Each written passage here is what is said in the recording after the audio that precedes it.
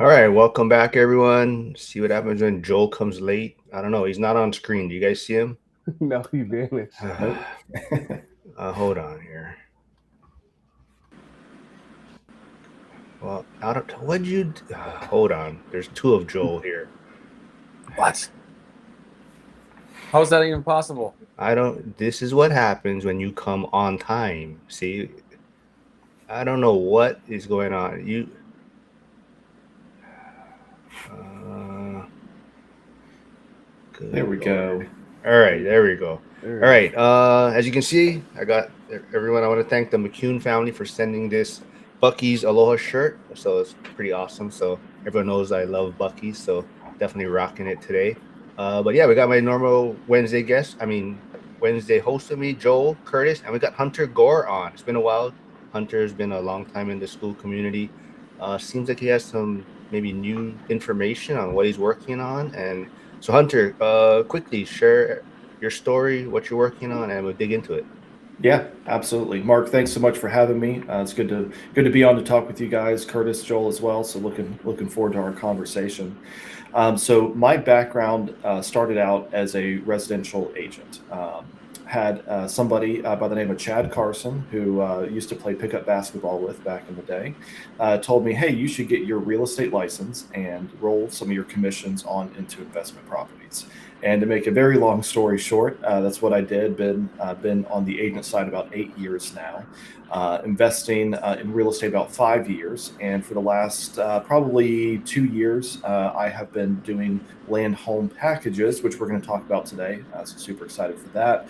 My business partner and I are, really rocking and rolling with those. Recently, a licensed dealer, so trying to really kind of ramp up that side of it as well. So excited to talk with you guys and answer some questions on the process. All right, I wanted to put there is Hunter's YouTube channel. So if you want to check out more things from him, definitely jump over there, subscribe. I'll put in Curtis and Joel's channels also. They're also streaming live right now. But quickly, before we dig into it too, I don't know if people noticed last week, but Curtis, or they probably did notice, but we didn't touch on it much. But your hair is gone, right? Yes, yes. I tell people I got a new wig, and so yes, I did the big chop. All right. See a lot of people tuning in. So everyone is excited for this one. I know Joel, you also are planning something possibly with Hunter, right? Coming up maybe next month or so. Yeah. Gonna do a content event, get some interviews in down in Charlotte, Greenville area. Still lots of details to figure out, but it's on the docket. Nice. And then will the interview be released next year, or when do you think it'll actually come out? I mean, probably 2029. I think. I mean, Okay. Yeah, so I did notice I saw Jacob Bridging Tenants part of his interview that you did in LA come out recently, so definitely go check that one out. But yeah, Hunter, quickly tell us. I mean, like I said, I know you've been talking about it, working on these land packages for a while, but you kind of just posted something in school. That's why, right? Yeah, absolutely. So the recent school post was that we are now licensed mobile home dealers in the state of South Carolina. So it's been a heck of a process, almost a year to kind of work start to finish. There's a lot of requirements. Won't bore everybody with that. But we got our dealer's license in order to help us save cost when my partner and I are doing our own projects, and also to really kind of help the overall affordability issue in helping other folks be able to purchase homes directly from us on the investor side. So to kind of give people a little bit of background, a lot of people probably don't know what a land home package is, so I'll kind of set the stage for us. A land home package is very simply put a piece of land that has a brand new construction manufactured house. Uh, in my neck of the woods, we think of those as mobile homes. So this is a brand new double wide mobile home on some land that we then are able to sell. Typically, most of our buyers are first time buyers, but it's a very affordable price point for our market and for most markets that these products are done in across the country, across the Southeast. So that is, really the whole basis of what we're doing. We're trying to create affordable housing, help people get into a quality product for a lot cheaper than they could with, let's say, new construction stick built. And again, really just trying to meet the need and the demand there for affordable housing on the ownership side, not just, the landlord side, the renter side. We want people to be homeowners. And so this is a great path to home ownership. All right. Well, whoever smiles first, the Oscar says, gets your free T-shirt. But quick before any more question, or Curtis got anything looks like. But Joel, these type of products or properties, is there lending for it? Since you are a lender, is there anything financing out there available for these? Well, I don't know the price point. There's a lot of details that go into the mobile homes and whatnot. But yeah, I mean, there's typical financing, FHA or conventional, for manufactured and mobile homes. But I mean, what are you seeing, Hunter? What are people getting to finance this? Yeah. So all of our products are FHA, VA, USDA compatible. So everything that we do is set up on a permanent foundation. They are detitled mobile homes, so they are considered real property. So you can get financing just like any typical house that you could otherwise that's stick built. So we wanted to create a product that, again, most of our buyers are typically first-time home buyers, so a lot of them go FHA. We just sold one recently with the USDA loan, which was great. We've sold one for cash as well. Somebody just said, "Hey, we've got some cash, and this is the lowest price point for new construction in the area." To kind of give some people perspective, in my market, the average stick-built new construction price on a single-family home typically ranges between $330 to $350 starting out. That's kind of like the base price. Sometimes you can get a little more or a little less, kind of depending upon how rough of an area you might be in. But generally speaking, we're $330 to $350 for new construction stick built. For a new construction manufactured house on land, we're typically selling these anywhere between $200 and about $240, with our average price point being about $215 to $225. So depending upon the area, we're either $100,000 to $150,000 cheaper than the average starting price for new construction stick built. So it's a really affordable product, in my opinion, comparatively. Most people who buy a product from us in particular, we're doing half acre to acre plus lot sizes. So you're going to get some land to go with it. You're not going to be on a quarter acre or smaller postage stamp lot on a mass graded subdivision. These are infill lots and in areas that people need a quality affordable housing. So that's kind of what we're looking for on a resale price. So if somebody has cash and they want to pay $200, $210 for something, we're a great option in the marketplace. How does that compare to like a starter home in your area? Yeah, the average like resale starter home, could be a 1960s or 80s house or something. It kind of depends on condition and area, but I would say our prices are very comparable to the average price point of a resale house in the area. Normally, if you find a house cheaper than ours on the resale side, a lot of times they need work.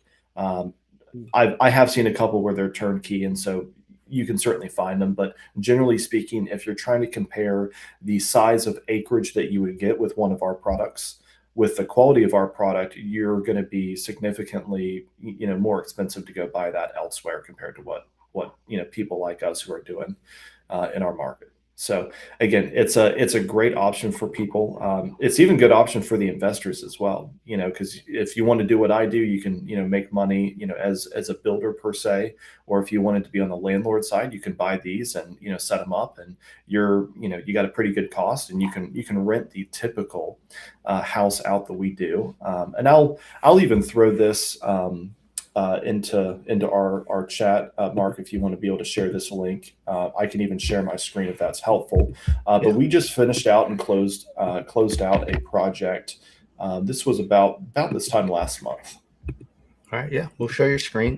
Just want to say, Frank is saying it's time to swap out some of our mugs, I believe. So I'll just quickly show. So if you guys haven't, jump over to Frank's merchandise store, and we'll just throw some of these on. He has a Living the Dream, one rental at a time. He has the one rental at a time ORAT white mug, and he also has the travel mugs too now. So these should be shipping out. Some people won prizes last week, Wednesday. Curtis helped me with the Vanna Black. Definitely helped me spin the wheel. But people won T-shirts. Curtis, you have that shirt you were showing, right? Yeah, yep. So definitely, yep. People pick up your new merchandise. So wait. So what did you put? What is that? That's the. So I shared a link on Zillow to our most recent project. So Mark, if you feel free to throw that into the chat so people can be able to see that. I'll share my screen as well if that's okay, just to just to kind of give people an idea. Let me know when you can see this. Yep. Let me put you on the screen here, though. There you go. All right. So this project in Liberty, South Carolina, which is a smaller town outside of Greenville, our kind of upstate South Carolina MSA, we sold this one for $225,000. If you look at the pictures, you're not going to necessarily think that this is a crappy mobile home. This is a very nice mobile home, manufactured house. It's got upgraded rise features, which is some of the board and batten on the outside. You've got nice brick skirting on the outside base. We stage all of ours with real furniture. There's a lot of people that do virtual staging, but we stage ours with real furniture. In my opinion, it shows very well. You've got stainless steel appliances. You've got room in the front and the back of this house. As you can see, this one is almost 1,700 square feet. It's a 3-bedroom, 2-bathroom with plenty of space. Again, this one sold for $225,000. So it's a quality product for what somebody can buy for the size and the square footage in the marketplace. So just to kind of give folks an idea of what they look like on the inside. What size lot did this come with? So this lot in particular was, I think it was 3/4 of an acre. Might have been a little smaller than that. Somebody can feel free to look it up and quote me, but I think it was a little under 3/4 of an acre. Just quick, sorry. Does Curtis's audio sound weird to you guys, or is it just me? He's a little muffled. Yeah, Kurt. I think when you touched your shirt, maybe your mic, you were coming in muffled. That's why. Yeah. There was a couple of questions real quick. Where was it? What brand are you selling? Yeah, that's a fantastic question. So we sell a number of different brands from the dealership side. On the land home package side, we've stuck to a couple of brands, in particular Cavco, CAVCO. So Cavco, that is the main dealer the main manufacturer that we work with. So we are a big fan of Cavco. I think they put a quality product out for the price point that you can purchase it at on the dealer side. We also like Clayton as well. There's a couple of good models, Clayton Dawn, that does well. So it kind of depends. Each project we sit down and evaluate, what are some comparable sales for homes in the area? What do those properties look like? Do we need to upgrade? So in this one, we do not have sheetrock, or did not, I should say, but we can also purchase the homes with sheetrock. This same floor plan, you can add a 4th bedroom that would actually, technically, if you can see where my mouse is, it would go kind of on the back side of this living room where the windows start to go. And you could very simply add in a 4th bedroom on this floor plan. It's a couple $100 more, but you can add in an additional bedroom on this model. So we like some of the easier to use manufacturers and models because they can be very interchangeable. We can get the same model in, I think, 4 or 5 different colors with different shutter colors as well. You can add in this board and batten on the front, the white part. You can take that off and you can just have the normal siding going all the way across. So you can really kind of make the one floor plan look very different across multiple lots, even if you had them in the same area. So Val was the one that asked, "What brand are you selling?" And I know Val is in North Carolina, and I'll be meeting up with him on September 13th for the Bears whooping the Panthers. But so, are you able to provide this to like North Carolina also, or other areas, or is it strictly South Carolina? Yeah, so we are only licensed in South Carolina at this point. If people want homes in other states, we can connect them with dealers who are licensed in those states, able to help them out. But right now, we're just in South Carolina. We may expand here in the near future, but right now we're just in South Carolina. What is the time? And hopefully my sound is good now. But what is the time frame from when you purchase the land to when it's actually good? Like you can show it, and it's uh, Sure. Every lot is a little different. It's hard to give you an exact time frame. I will tell you, we shoot for 100 days from the time that we go under contract on the lot to being able to purchase it and having that home on the market. So it doesn't always work out that way. Sometimes we're delayed a little bit. One of our so we've got four projects going right now. One of them we hit rock when we were digging out the pad site. So that set us back a little bit of time and money there to kind of do that. Sometimes you try to line up when these homes are going to be delivered, and there might be a delay with the factory. It's normally not a long delay, but typically we're kind of right about that 100-day mark is what we shoot for. And what we see on our side, um, we want to price our homes very competitively. Both my business partner and myself are both licensed agents here in South Carolina. I think I mentioned that at the beginning. So we understand what comparable sales look like. We understand how to price competitively for this market. And so, there are folks who I've seen take the same product of a house, and they will put it for 275 or 300,000 in this market, same market that I'm selling in. And I'm not saying somebody may not come along and you know, purchase that. But generally speaking, I don't think it's good to overprice inventory, whether it's, new construction or resale. So we always try to accurately price. And because of that, we typically get our homes under contract in about a week to week and a half is our average. The one that I just showed, we put it live on the market on a Friday, and we had it under contract by Sunday afternoon. So it can move very quickly if you price it appropriately. I just want to say Charles McCune's tuning in. I want to, like I said earlier, thank you, Charles and Carrie, for sending me this Bucky's Aloha shirt. So rocking it today. I think you answered Val's question. I think he already asked what brand of MH home are you selling. But Troy is at Hunter. Can you educate viewers on lenders that specialize in manufactured homes? I had a loan with 21st Century that is Warren Buffett's company. Yeah, so it kind of depends on the way that you are trying to acquire your properties, your mobile homes, and what your end game is with some of these. So what Troy is referring to are loans that typically are made on the chattel only for the trailer itself. So that's somebody who is going to typically pay for the land either in a separate loan or in cash. They typically will pay for the setup cost in cash as well. And then there are lenders out there like 21st, Vanderbilt as well, who will lend on the mobile homes. What I will tell you is that from the investor standpoint, I have not had the best of luck getting deals pushed through or getting decent terms. They typically are really only lending to people who are going to occupy and live in those mobile homes.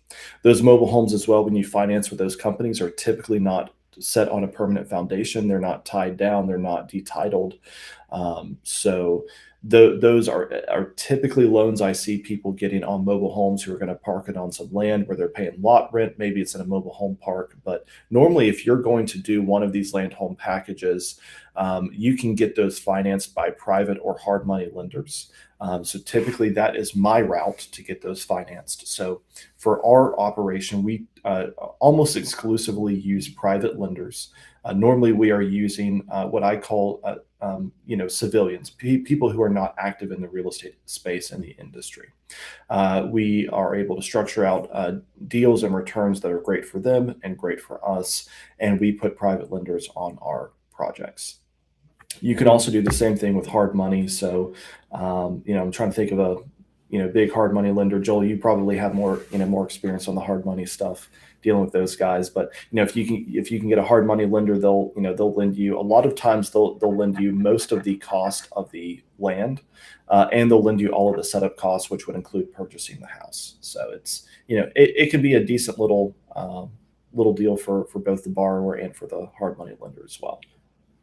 Right. So Okay, go ahead. Go ahead. yeah, so it sounds like you're in as the investor that you use other people's funds to kind of make this happen, and then on the exit, the incoming buyer can really use any type of loan if the home is tied down and has a foundation. Yep, exactly right. So when we do it, again, it's typically private or hard money. When the buyer is purchasing, they're typically, getting a FHA, VA, maybe a USDA, sometimes a conventional, but typically it's that product that's going to suit them as a first-time buyer or somebody who's purchasing these types of properties.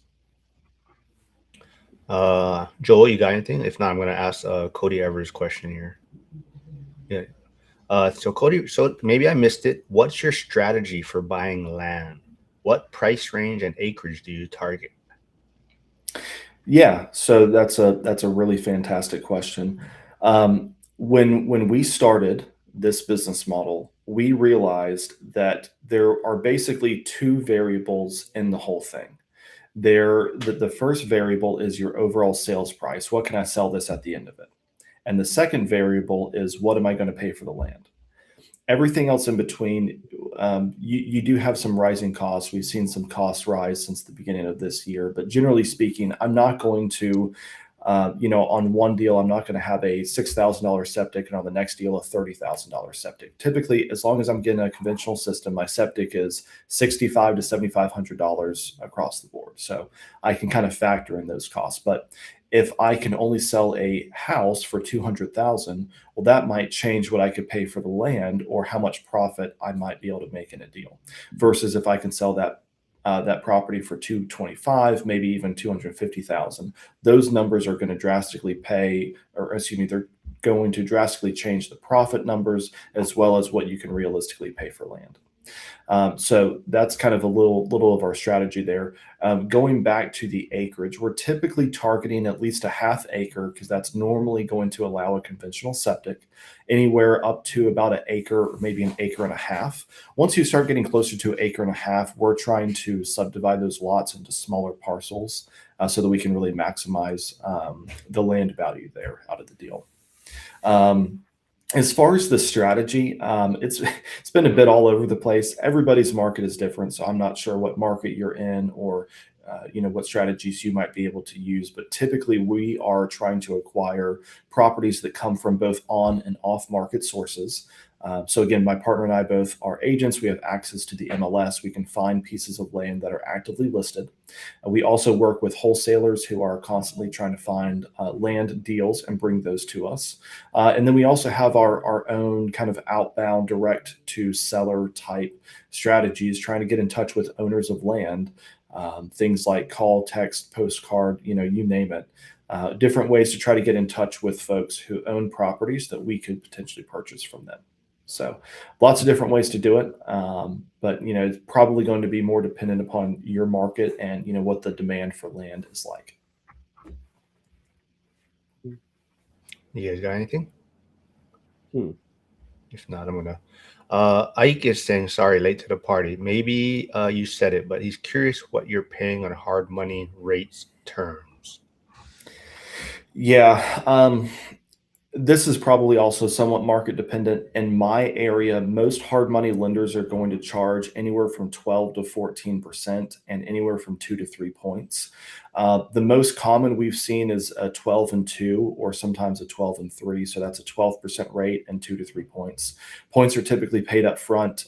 Interest normally is, going to be paid monthly typically. Sometimes you can find a lender who will let it accrue, which is really nice because, as you're trying to go handle payments for contractors and vendors, it's a lot from a cash flow management perspective to also have to manage making interest payments on, one loan, much less if you had 5 or 10 projects going on at the same time. So it can be a lot, but you end up building systems and processes around that. Sorry, I actually skipped over Brady's earlier question. He was asking, so you just sell the homes? You're not keeping any as rentals? Yeah. So our business model is to sell everything. The amount of profit that we could make on a per deal basis, typically, every deal is different, but I'll tell you, we try to pencil in anywhere from $25 to $30,000 in profit per deal. If I can't comfortably pencil 25 grand, we're not going to do the deal because inevitably prices change these on the materials and the vendors, the cost, or I'm sorry, the sales the sales price on the other side when we go to sell it is not going to jump up just because we had an extra $2,000 cost, in our process.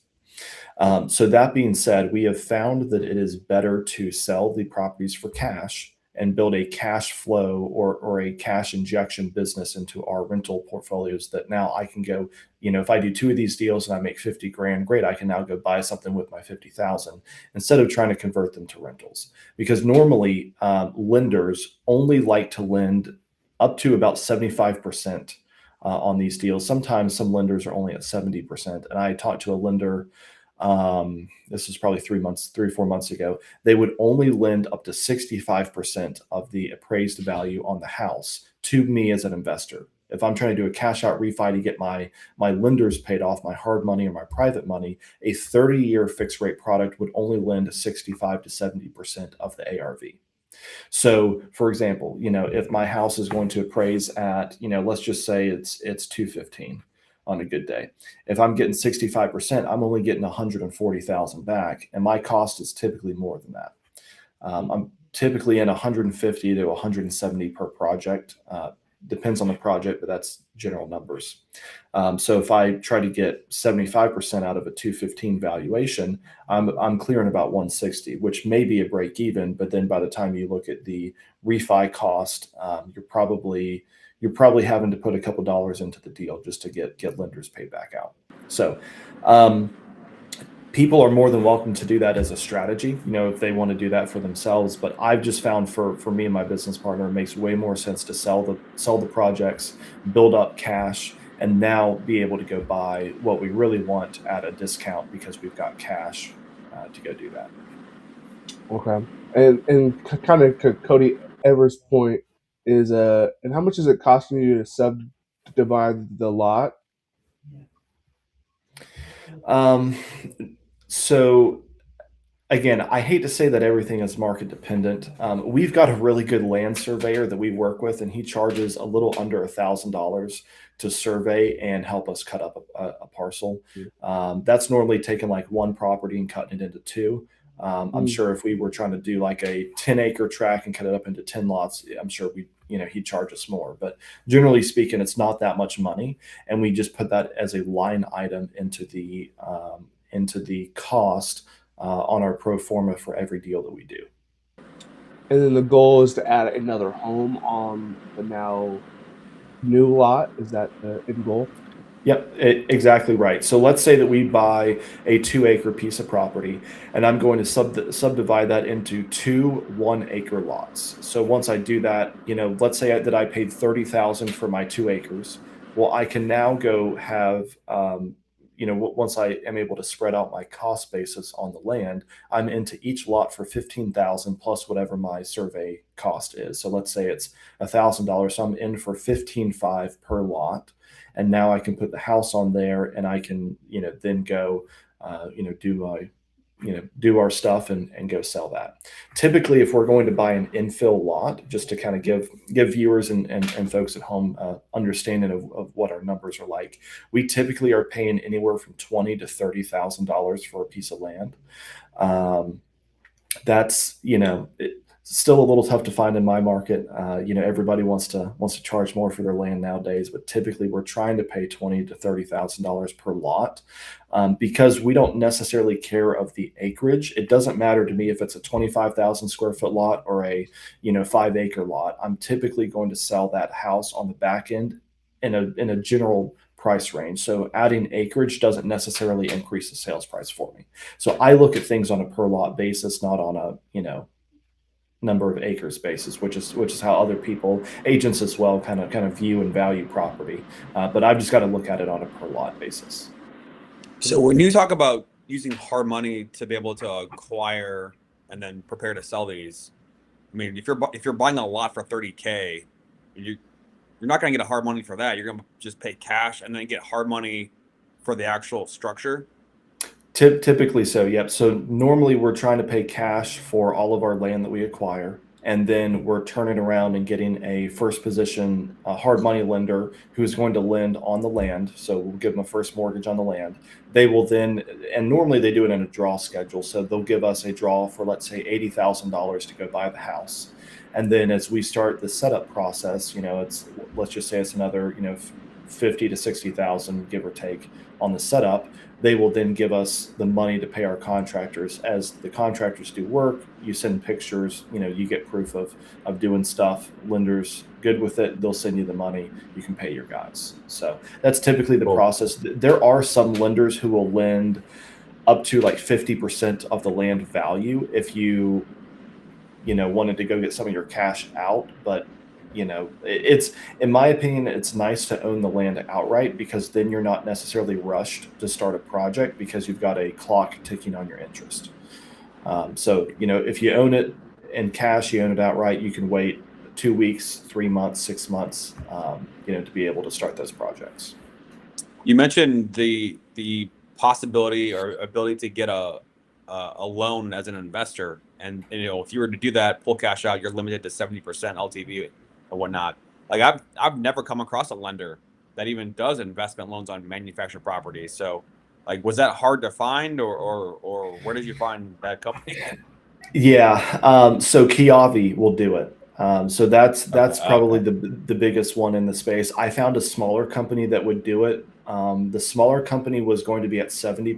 Kiavi is at 65%. They may have gone up to 70 as well, but typically they really want to protect their equity. And so, again, for me, like, I know my rental numbers on something like what I'm putting out there is not going to give me anywhere close to the return from a cash flow perspective that just selling the house and getting a chunk of cash would.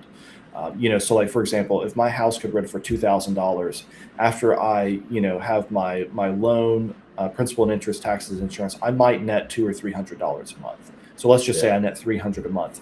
Well, that $3,600 a year, is not going to be as good of a return, because I probably had to put more cash into the deal just to get my lender paid off. Like, for example, if Kiavi is going to lend, on 215 valuation, if they're going to lend 65%, they're close to 140,000. I might have to bring 10 to 20K to the table just to get my lender paid off.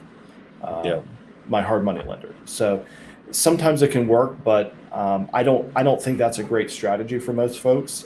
The strategy, in my opinion, on the investor side would be to create the affordable housing, sell it, because these things are selling quickly, and take that cash and then either repeat the process and scale, or pull that cash and go buy a rental property with that. Is the limiting factor at this point, let's just say you had unlimited funds, is it just not enough land out there at the right price at this point, or what's the limiting factor right now to do more? Yeah, we've been pretty blessed. We've got a decent bit of private capital behind us, ready to go into projects. Our constraints right now are twofold. First is land. It's very hard to find land at an affordable enough price that we know we're not going to break even or lose money on a deal. So finding the land is number one, but number two is capacity.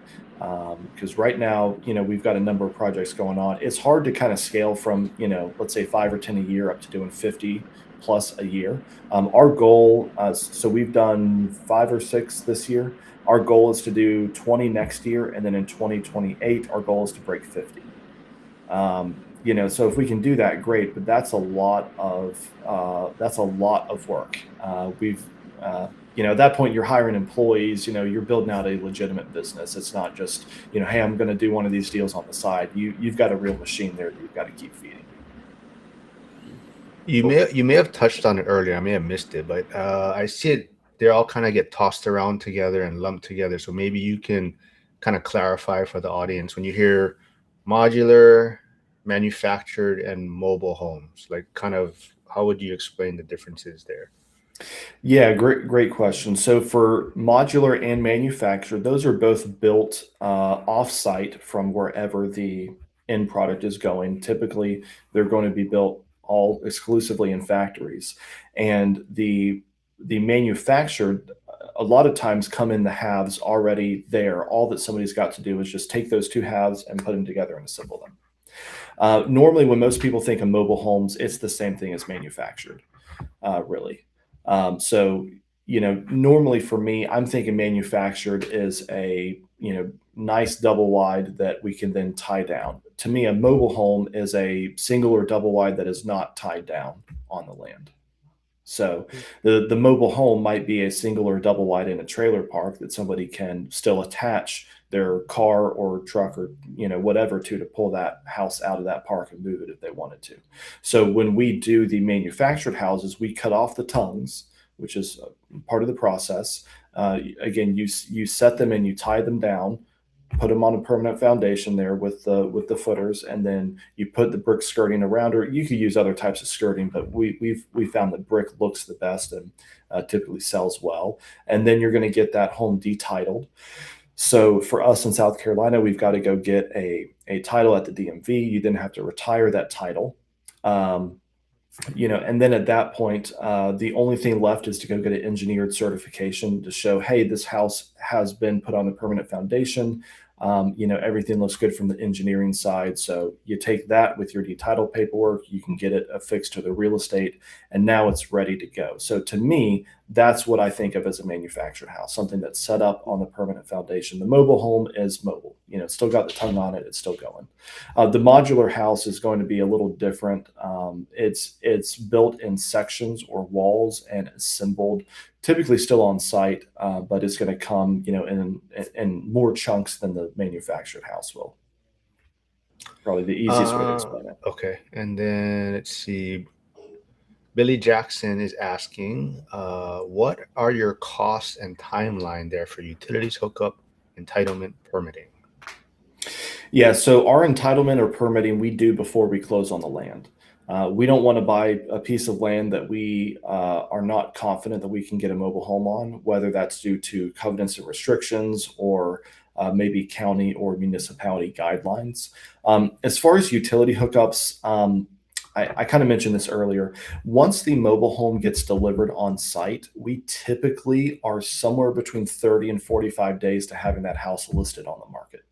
So the process goes really quickly, like really, really quickly. Most people, when they build a stick-built house, they're 6 months, from the time that they're pouring the slab. For us, that's like 45 days and it's on the market. So there's kind of a big time gap disparity between the two models. So the hookups typically go in about 2 or 3 days to get that a perspective. Yeah, because you were saying the whole process is about 100 days from the day they close on it, right? That's typically trying to go under contract. So normally we have about a 25 to 30 day under contract period. So once we close on the land, we're looking at about 75 days.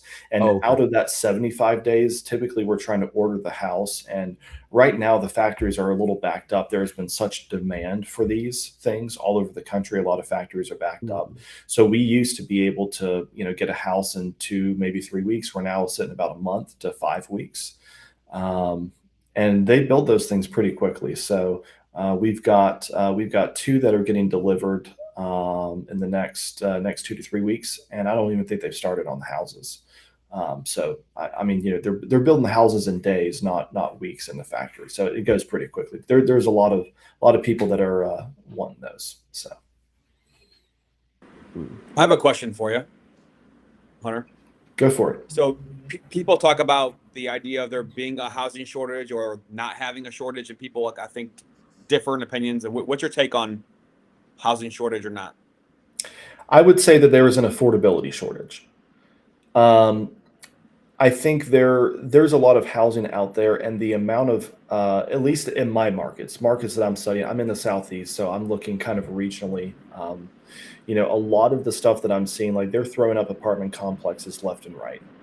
So there seems to be enough places for people to sleep at night in one way, shape, or form. But what I think we're missing in this country, across multiple different regions, is affordability.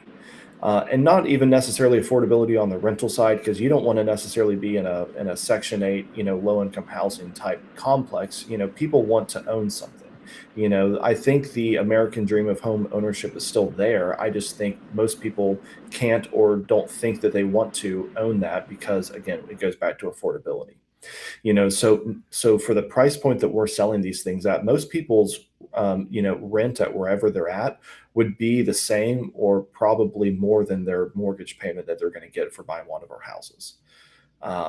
Doesn't always work out that way. Obviously, that's kind of interest rate dependent, and supply and demand dependent. But a lot of what we're doing is quality product that people who are paying 16 to 1800 a month to rent, they can come in, they can buy something that's new construction. So generally speaking, knock on wood, for most of our folks, they're not going to have a plethora of CapEx demands, on their budget over the next, year to 3 years that they're in there. It's, if you put a brand new HVAC, what are the odds that that thing breaks in 2 weeks? Probably low. So everything's new in those houses. So generally speaking, you're going to have low CapEx, low things to do. It's really just maintenance and, making sure that you can afford that payment.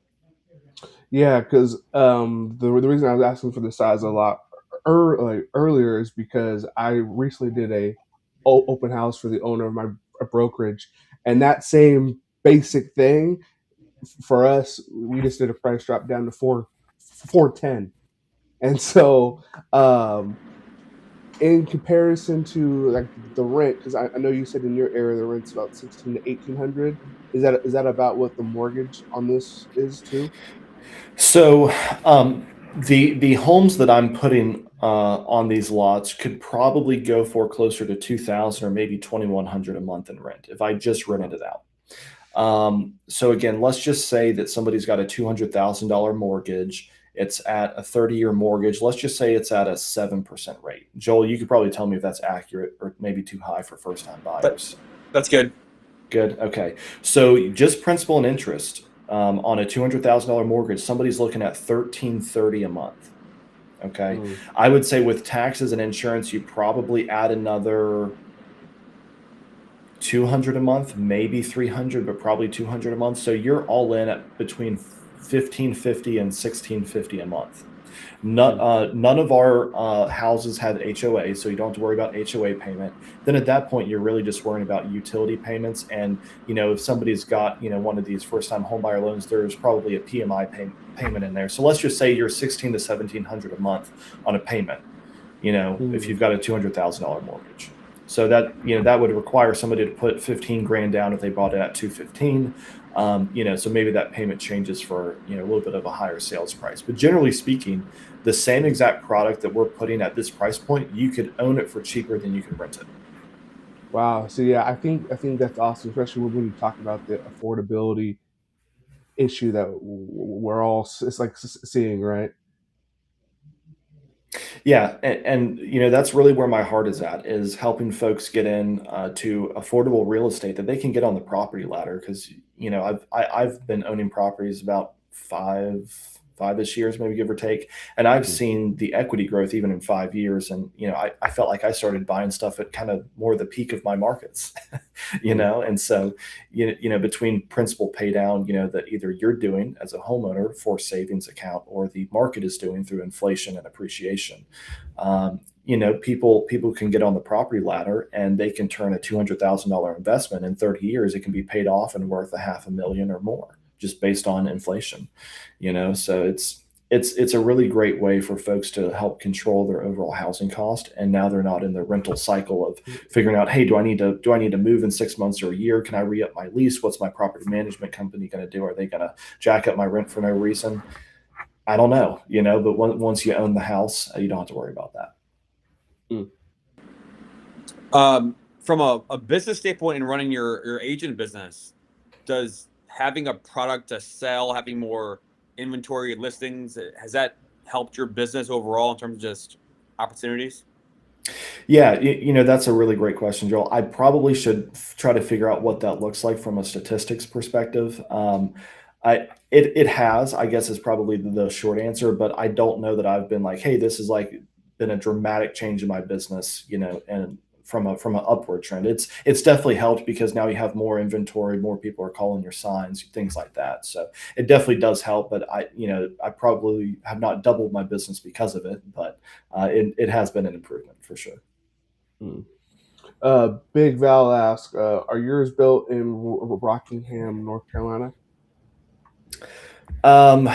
So the factory that we buy out of for Cavco is in Hamlet. I'm not sure what factory is in Rockingham. There's a number of different manufacturers. I mean, gosh, there's probably a dozen plus manufacturers that are more well known and in the Southeast. A lot of them are in North Carolina or in Georgia. Surprisingly, I think South Carolina actually just broke ground, or maybe they just opened up the very first manufactured home factory in the whole state just recently. So it's kind of cool. Chris Webb had a question. He said, can you go over the pricing for the home again? Yeah, Chris, I assume you're kind of talking about the purchase price of the home itself. That's going to depend on a lot of factors. The biggest thing is going to be freight cost and where it's going. So, for example, the factory in Hamlet, which is in North Carolina, I think is about an hour and a half east of Charlotte.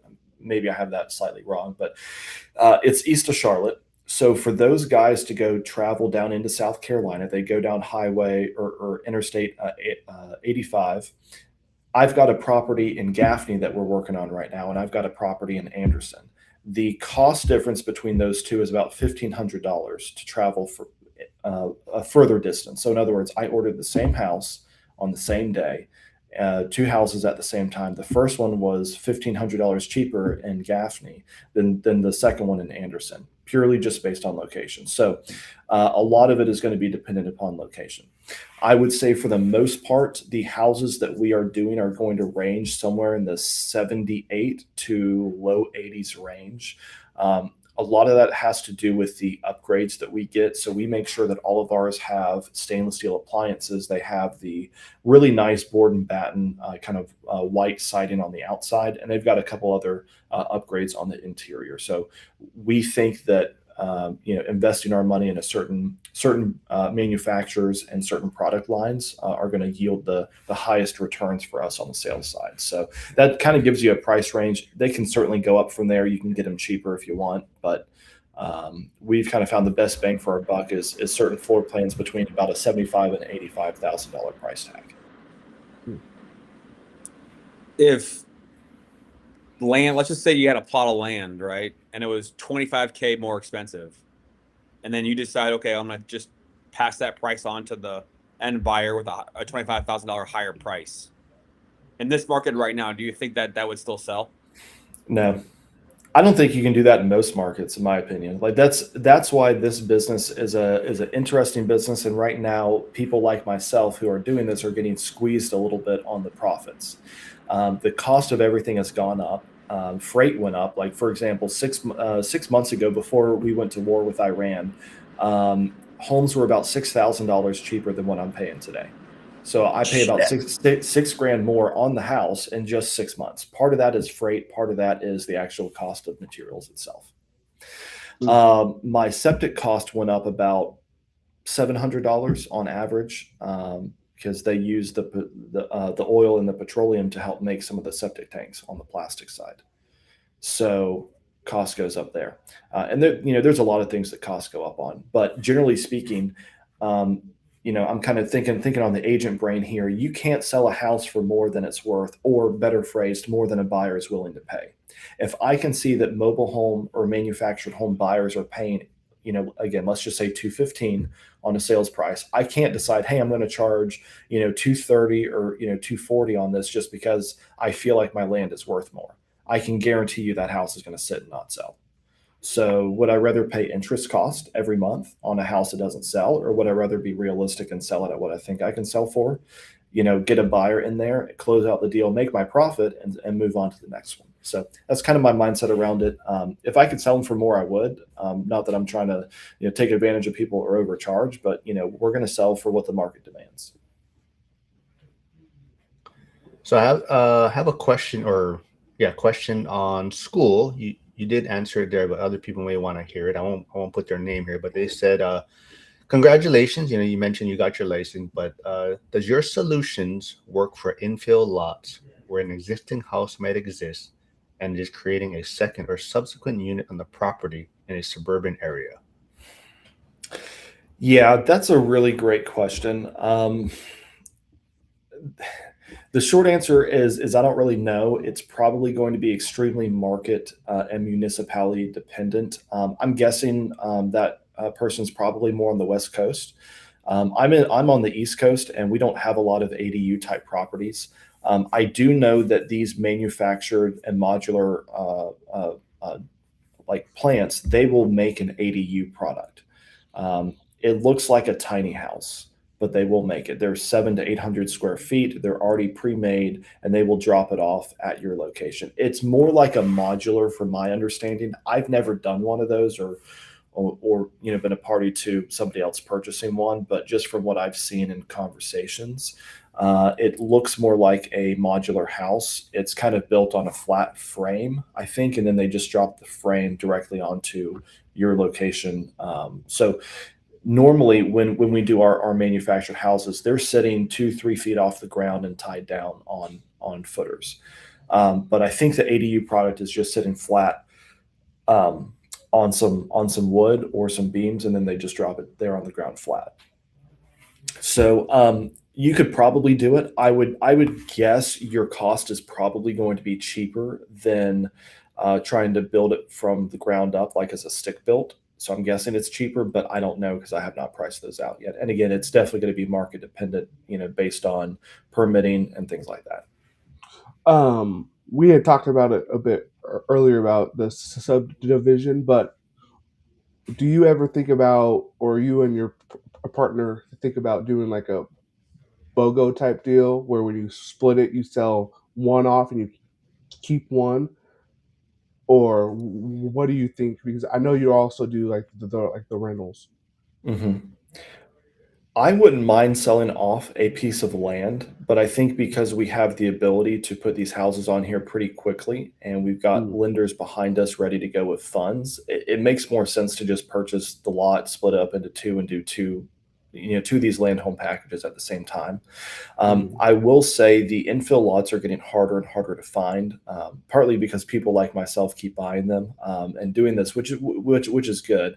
But land they don't make more of, obviously. So we will run out of it at some point, and sooner or later we're going to have to look at buying a large, let's say it's 20 or 30 acres, and parceling that up into 20 to 40 lots for mobile homes. So eventually we'll probably do that, but we have not run across a deal that we wanted to pull the trigger on yet. James Hillis is coming from one of your guys' channels, but he's asking, what is the average income level of purchases? I guess I'm not exactly sure the question. It sounds like you're probably asking income level for the buyer. I don't know. That's what I'm thinking. Yeah. So on our side, we list them on the MLS, and then typically another agent, buyer's agent, brings a buyer. We have had buyers call us direct on them, but it's more common that agents are going to be working with first-time home buyers, and those buyers need affordability. And because agents can't find anything, they see our houses or our price point level of houses, and they think, okay, this is a good option. Buyers look at it, buyers love it, buyer buys it, and everybody's happy. So we're not really privy to much of that. I would say somebody's got to be making a decent income to afford, a $200,000 plus mortgage. So, Joel, you probably speak more to that than I can. The basic calculation as a minimum is you take the housing payment and then divide it by 0.45, and that's the minimum income that they should probably need to be making overall to be able to qualify. So I mean, let's say the payment's $1,600 divided by 0.45, that's 3,500 roughly. So 43K would be your minimum as a ballpark. Which I feel like the average income has got to be at least that, if not more. So the average American can afford our houses, which is great. I know you also mentioned in your post in school that these products, I think there's duplexes available too, right? So do you guys sell more of the single family type, or the duplexes sell well? Yeah, we haven't had anybody buy a duplex through us, and we haven't done a duplex ourselves. But once we can find a piece of land that is suitable enough for a duplex, I'm 100% going to pull the trigger, because it's a really great model. So you can buy a single family home that is what we call shotgun style. So that means it's going on a very skinny, narrow lot, and the front door would be on what most people would think of would be the side of the house, and then it's just kind of running very, very long ways down the lot. The duplexes are set up the same way. They're shotgun style, and so one of the units on the left is a 3-2, and I think the unit on the right is a 2-1, or maybe it's a 2-2. But they're really nice. That all you got to do is just assemble it together, push it together on your lot, but everything's done for you, so it can really simplify and speed up your process if you're looking to build multiple units on the same lot and keep them as a rental. So if I did a duplex, that would be one where I would have no problem actually doing a refinance on that product, even if it's only 65 or 70% leveraged. I wouldn't mind bringing money to the table to do that, because if I can borrow, let's just say 100% of my funds in theory to do one of these, and when I go to refi, I've got to bring $5,000 to the table. That means I spent $5,000 and a couple months worth of work to get a duplex, which is, almost impossible to do anywhere else. You can't just go buy a new construction duplex for $5,000 down as an investor. What was the cost to build? Because I know you went over like the single family cost, but is there that big of a price jump when you try to do the duplex build?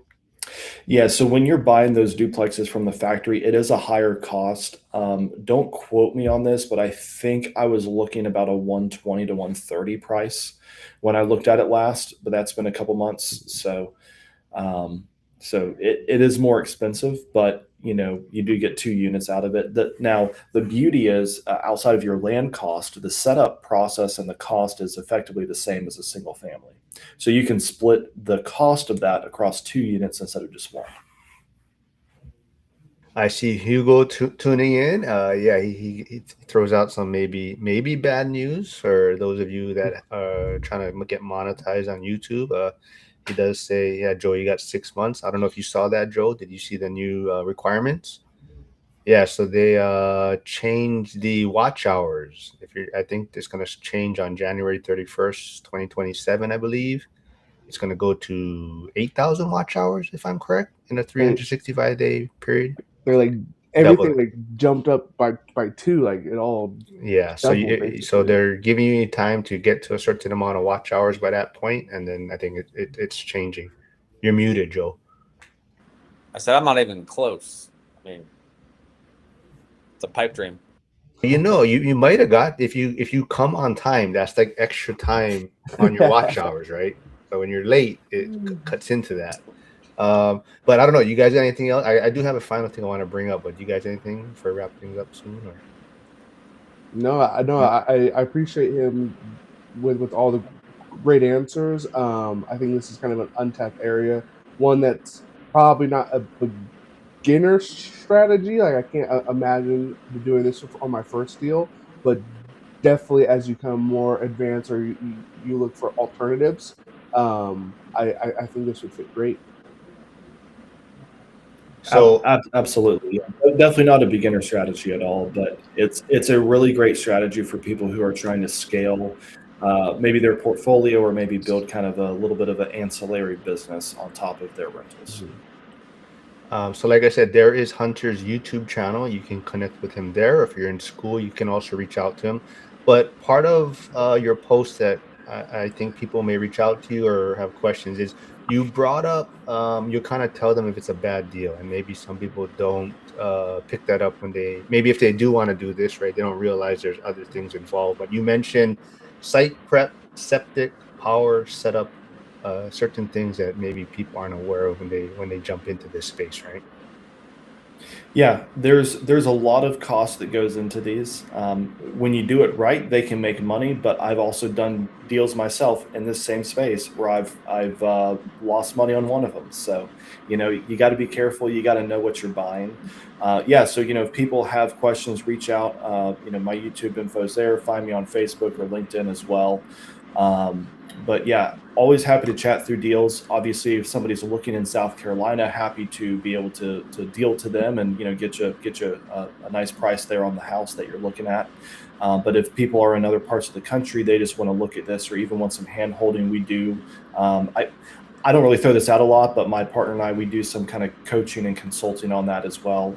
If somebody wants to, a little bit more hand holding, if you're going to actually do a deal or two, we can kind of go through that process with you start to finish. You guys got anything else? I do see Billy Jackson's comment. He says, so he's in California. Average household here is about 60K, but all the starter houses are 375. There's an untapped market if it can work. Yep, markets all over the country, in my opinion, should really try to adopt, more of these. You see this a lot in the Southeast, but even Midwest, Northeast, West Coast, you can really sell some of these pretty cheaply and make a killing at the same time off of just one deal. I mean, I've seen some folks who are selling these for 350, 375, and they're clearing six figures on one deal. So you can make good money because the cost doesn't really change. Again, outside of your land and your sales price at the end. So as long as you're not overpaying for land, you can make some real good money with this. So you're building these in Liberty. I was just looking at the map, and that's southwest of Greenville by, I don't know, 10 miles? How many miles? Yeah, probably so. It's about a 30-minute drive from my office. So does this strategy work closer to Greenville? Why Liberty versus other nooks and crannies? Land in Greenville County is extremely expensive. I mean, in particular, across the whole upstate, most landowners think they're sitting on a gold mine or an oil field underneath. They're not. And so, trying to help people understand the realistic value on lands is the biggest thing. So I don't care where it is. I'll buy within a 2-hour radius of my office, basically, which is downtown Greenville. So, if I can get within 2 hours in the state of South Carolina, haven't done Western North Carolina yet, but that's probably the next expansion. It's really just about finding decently priced lots that we think we can sell for a certain sales price. But again, the beauty of this is that this model works in every part of most states across the U.S. There are obviously pockets, like I'm thinking West Coast, in some certain cities and municipalities where you can't get approval for mobile homes. But if you are thinking in the outskirts of Atlanta, Georgia, or Athens, Georgia, or, Nashville, or, Knoxville, Tennessee, Memphis, even, there's lots of different areas all over the country where you can put a mobile home, make good money, and bring affordability to your marketplace. Yeah, Gus. So Gus says he met Hunter in his first week of ORAT agent Zoom call. Good dude. Yeah, I met Hunter. Was it last year? No, probably 2 years ago. Yeah, appreciate it, Gus. Yeah, good to hear from you, man. No, it was 2 years ago. I met you, and you came. Yeah, North Carolina. We met up. Was it 2 years ago or 1 year? 2 years, I think. Yeah, probably closer to 2 years now. Yeah. And we're trying to get Hunter to come out to Vegas. Coach Carson's going to be there, right? I do. I know he's going to be there. Okay, all right. But the real question is, who won in basketball? Oh, definitely Chad. He is he's a really good basketball player. Yeah, Greenville is amazing. That's one of the places I would probably consider spending a lot of my retirement time in. So, North Carolina, South Carolina. Isn't Liberty where Trisha's at? Is that where she's at in school? Trisha York. He's in Florence, which is Oh, toward. Florence, okay. It's kind of in between Greenville and Myrtle Beach, so she's probably 2.5 hours away. Yeah, Brady just says really cool stuff, Hunter. I always like to hear about unique strategies in real estate, and you have done a great job building a business. Brady said, I always say there are good markets to build in within about 1 hour, almost anywhere in the country. Hey, Joe V is here. Yeah, that's all I really got for today. You guys got anything else you want to bring up? I know, Joel, are you for sure going to meet up with Hunter in October, or is it still in the works? The timing is still going to be on. Got to figure that out, but that's what I'm shooting for. I'll probably have it figured out the next week and a half, 2 weeks. Very cool. Curtis, Yeah. anything? Joel, looking forward to it. I can take you out to some of the active projects so you can see these in person. Hell yeah. And I've got some camera equipment that I can do on-site stuff myself. So Let's do it. Yeah. Told you, Hunter, this was the most excited I've seen Joel for a live stream. He like actually texted me back. He's like, hell yeah. And then he like actually shared it on social media. Actually texted, actually shared. And he actually linked his Bar's channel. He low. linked his channels ahead of time. Like that's amazing. Like he Wow. was so excited for this. But Curtis, anything you want to wrap into? Anything? Any new news? Working you got? No, going on? this is gonna be my last Wednesday one. Next Wednesday, I have to go back to teacher training. So Oh man, I gotta find a replacement for you now. yeah, just get Gus on Wow. here, man. Yeah, Or, I'm kind of limited on that front. So we'll see what I can put. Or Denzel. I'll ask MJ or Denzel, see if they Yeah. can jump on it. Limited because Gus and I will be talking basketball the entire time. Gus doesn't want to talk basketball, man. Oh, so okay, Hunter. So sounds like you play basketball then. Are you follow basketball? I do. I Okay. do. Yeah. Since Gus is here, MJ or LeBron? It's definitely got to be. Hey, MJ. I don't know if you're okay with saying this though. Well, how old are you though? Because I think age plays kind of Well, okay, I'm 27, but I have watched significant highlights of both players, so I'll put it like that. So I've put some time into the film room. So I do think MJ had to probably overcome more in his day. I think LeBron is a top 5 player for sure, maybe second, if not third for sure. But I don't know that I would put him toward the top just because I don't think he. Like, okay, so he's now on the Sixers. I don't know that he's going to have the impact that people think he's going to have. I know he's 20 plus years into his career, and I think the first 5 to 10 years he probably had the most impact of his team when they were playing anybody else. But I don't know. I think there is something to be said for the longer that you play, the more you have the chance to tarnish your legacy. So I do think there's a sense of getting out while you're ahead. But hey, to each their own. So So I don't know if Gus is putting this emoji for the MJ with LeBron, or I think he's talking about who I'm going to have on next Wednesday. All right, but Hunter, it's always good catching up with you. Like I said, hopefully we'll see you in Vegas. absolutely. Joel, Curtis, thanks for always doing this. Curtis, it's been fun having you for the past few weeks, so we'll definitely get you on more often though. But everyone, thanks for tuning in, and I'll see everyone back on Friday with Emily Lopez. Thanks, everyone. Thanks, guys. everyone. Appreciate it.